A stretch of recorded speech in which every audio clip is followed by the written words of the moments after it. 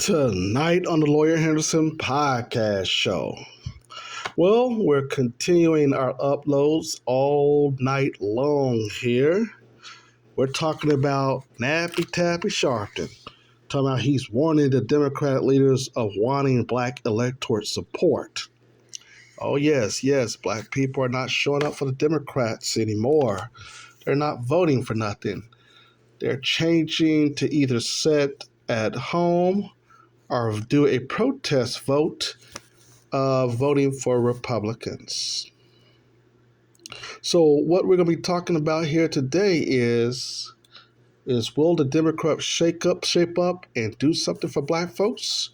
Or will they try to play that same old benign and neglect policies that they've been doing for years? Let's discuss. The Lawyer Henderson podcast show starts now.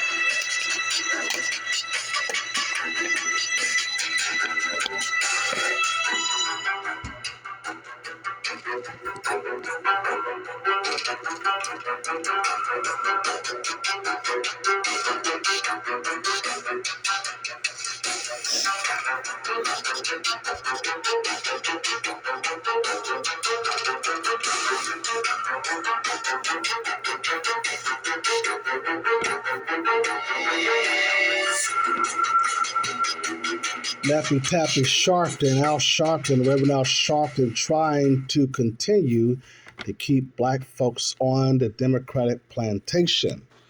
Democrats has not done anything for black folks, but Al Sharpton is now, who's been one of their head chief go-to person to try to maintain the order to do nothing for black folks order and do everything for everybody else, is propping up, and they are losing votes from the black electorate. Hello, ladies and gentlemen. Welcome to the Lawyers and Podcast Show. We're continuing our coverage tonight of uploading videos on all of our hottest topics and the latest topics in the world or around the country.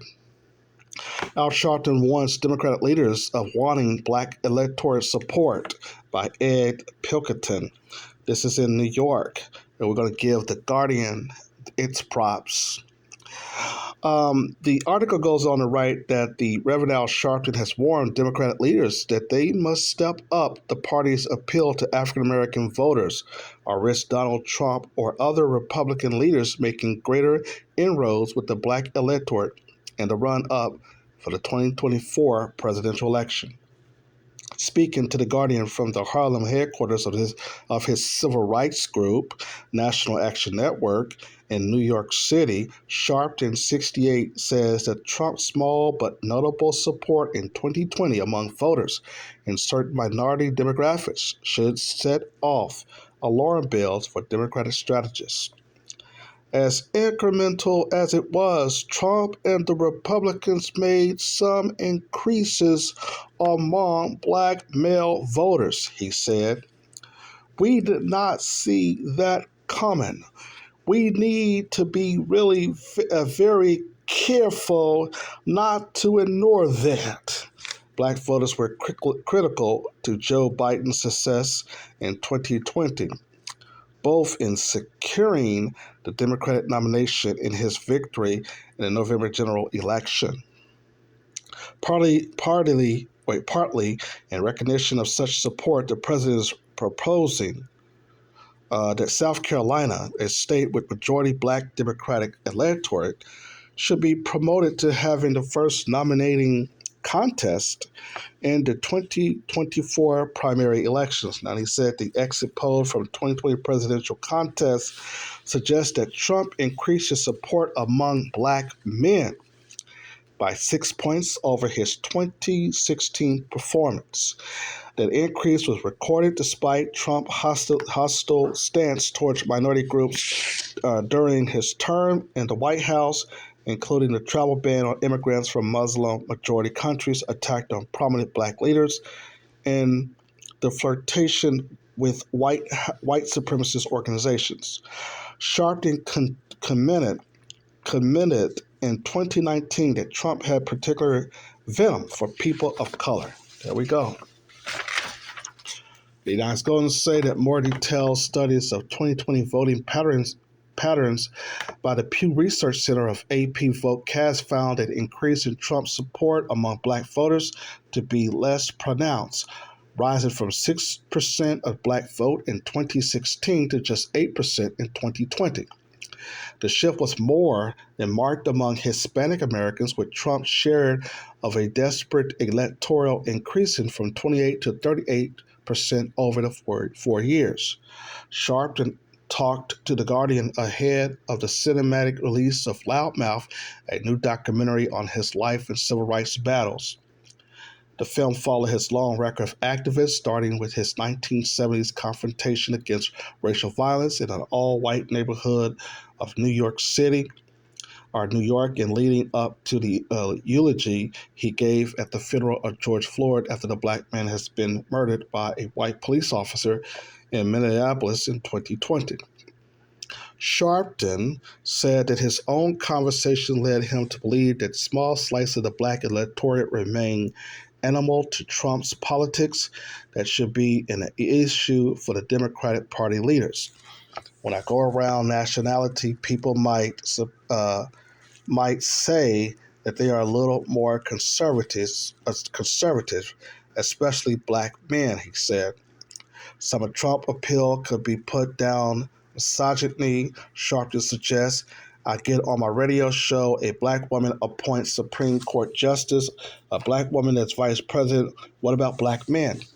Sharpton said he also perceives some disconnect, for example, between black male voters in Georgia and the gubernatorial candidacy of Stacey Abrams, the Democratic challenger who lost in a year's midterm to incumbent Republican Governor Brian Kemp. Okay. It also says that weeks before the November election, there was reportedly concern within the Abrams camp that her support among black men has softened since she previously ran against Kemp, narrowly losing in 2018. Anti-immigration sentiment whipped up the Trump false narrative that migrants entering across the southern border were taking jobs away from Americans, including African Americans, was also a factor, Sharpton believes. As part of the justification for building a barrier along vast stretches of the U.S.-Mexican border, Trump frequently talked about black and Hispanic people in the U.S. being the hardest hit from uncontrolled illegal migration, driving down jobs and wages. Sharpton said, "That's one of the reasons I've been to the Texas border, to stand with the migrants. In misinformation, people have gotten to hear the other argument saying, no, this is not true." Sharpton, now an MSNBC host, urged Democratic leaders to focus more directly on the concerns of black voters. They're doing better, but they are not doing what is best. I want to see them do even more. The party must show not how smart it is, but how committed it is. Trump and Sharpton, both intimate New Yorkers who grew up in the outer boroughs, have long crossed paths. They used to regard each other as friends. Sharpton flying on Trump's helicopter, Trump headlining at the NAN events. After Trump formally switched from business to politics, they began to become opponents. Sharpton said that Trump spurs him to stay actively engaged in civil rights work. "Nobody can fight Trump like I can because I know him," he said. Now I'm going to see what happened after 24. I won't be here in 25, whatever that means. Okay? And the article goes on to talk about Elon Musk, so it's basically stop. So the Democrats are in trouble in 2024, but Al Sharpton is, he's one of these Democrat shills that like to lash black people on to other people, like Hispanics. No other groups do this, by the way. No other group lash black. You go on these websites that these other groups have. They're strictly talking about their people, their race. They're strictly talking about like Hispanic Latinos. They strictly talk about what their people are going through. They don't talk nothing about those people of color. They don't use these broad and ambiguous language on none of that stuff. They are talking and speaking for their group only. Asians do the same thing. White people, of course, Jews, all these other people, all these other groups do not add us to nothing. We are the only people. We are the only people who talks about other folks when we're talking about ourselves. And so this ideal that this benign neglect policies that we've been used to started by the old when the old civil rights generation was controlling everything. Excuse me, God. We basically are for the younger black people we're doing away with that stuff. Now the midterm elections like this just passed here in 2022 last year. Remember, black people didn't show up to vote because there was nothing that they were offering. They kept on saying minority, people of color, and all that crap. They weren't talking about black folks. And here's Nappy Tappy Sharpton trying to basically get us back onto the electorate because they know they're in trouble in 2024. They know that Joe Biden is in trouble. They know that Joe Biden has shitted on black people. Excuse my language, but he has shitted on black people. He has lied. And I don't think that black men really supported Joe Biden at all. To tell you the truth, in 2020. I really don't. I don't know how he won, but given that it may be, Sharpton knows that the Democrats don't have no plan for black folks. And so, yes, the black people are turning away from the Democratic Party. There's been an increase of support for Trump. In fact, yours truly, your host here, Lawyer Henderson, I'm going to be voting for Trump as well in 2024. Or I will set out the whole process. I am not voting for the Democrats in 2024. In fact, the last vote, I voted like mostly Republican. I voted for Herschel Walker, even though I knew Herschel Walker was not legitimately educated to take that position, And Warnock, he didn't even really win. I mean, well, he won, but he barely won. We're talking about barely won. You see. So the Democrats are trying to basically use loudmouth people like Al Sharpton, who's trying to promote his little failed documentary. And they're trying to use other black people like Roly Poly Martin, Tiffany Cross, all of these black folks who are a part of the Black Misleadership class. They're trying to get black people to go out and vote for nothing again. And we told you, you know what I'm saying? That is very important. Now let's go back and read this article again that I want to touch on. The Guardian, it writes here that more detailed studies of the 2020 voting pattern by the Pew Research Center and AP Votecast found that the increase of Trump support among black voters to be less pronounced, rising from 6% of the black vote in 2016 to just 8% in 2020. That's a great increase. But I tell you that the support for Donald Trump is even more better. I think what the white media has done is that they have basically tried to get people to blame black people that we voted for Joe Biden in heavy numbers, like we supposedly did for Obama. And I think that JoJo lied. Sleepy Joe did not get that support for black men. Sleepy Joe, in fact, got less support for black men.